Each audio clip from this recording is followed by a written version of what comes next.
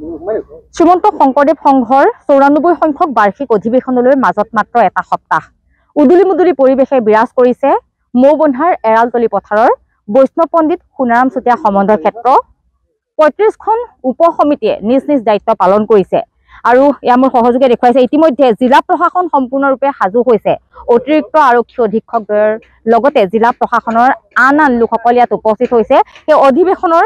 তেওঁলোকে সম্পূৰ্ণ প্ৰস্তুতিৰ বুজ লৈছে আদৰণি সমিতিৰ সম্পাদকগৰাকী আছে মই কিছু মন্তব্য ল'বলৈ চেষ্টা কৰিম যিহেতু মাজত মাত্ৰ এটা সপ্তাহ দ্বিতীয় বৈকুণ্ঠপুৰীলৈ পৰিণত হ'ব এৰালতলি পথাৰ কি ক'ব এই মুহূৰ্তত আপুনি যিহেতু আদৰণি সমিতিৰ সম্পাদক হয় কৃষ্ণ জয়গুৰু শংকৰ আপোনালোকক মই জয়তে ধন্যবাদ আৰু কৃতজ্ঞতা জনাইছো আপোনালোকে জানে যে আমাৰ মাত্ৰ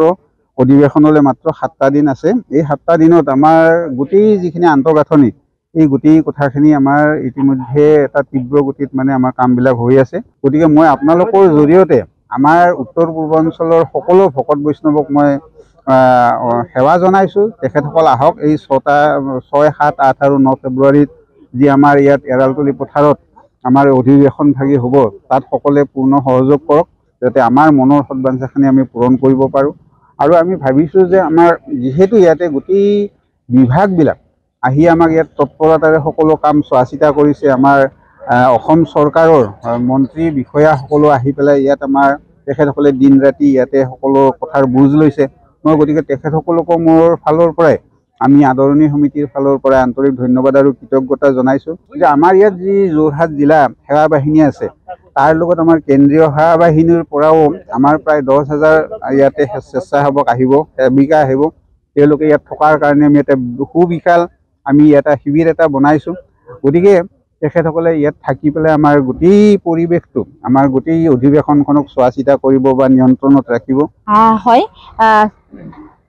ইতিমধ্যে সকলো সাজু হৈছে যুদ্ধকালীন প্ৰস্তুতি মাজত মাত্ৰ এটা সপ্তাহ 6, 7, 8 আৰু 9 ফেব্ৰুৱাৰীত এইখন এৰালতলি পথাৰৰ বৈষ্ণৱ পণ্ডিত সোণাৰাম চুতীয়া সমন্বয় ক্ষেত্ৰত ৯৪ সংখ্যক অধিৱেশন অনুষ্ঠিত হ'ব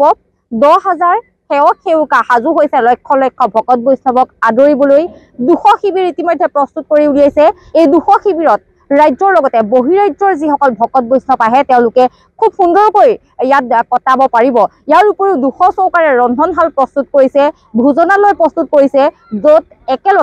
একে সময়তে 10,000 ভকত বৈষ্ণৱে সিদ্ধ গ্ৰহণ কৰিব পাৰিব এনেদৰেই যুদ্ধকালীন প্ৰস্তুতিত মৌবন্ধাৰ এৰালতলি পথাৰত শ্ৰীমন্ত শংকৰদেৱ সংঘৰ ৯৪ সংখ্যক বাৰ্ষিক অধিৱেশনলৈ সাজু হৈছে যোৰহাট জিলা প্ৰশাসন যোৰহাট আৰক্ষী সকলো ফালৰ পৰাই সাজু হোৱা পৰিলক্ষিত হৈছে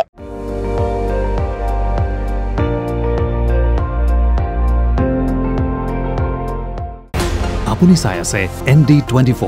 সৰ্বশ্ৰেষ্ঠ নহয় সৰ্বোত্তমৰ দৌৰা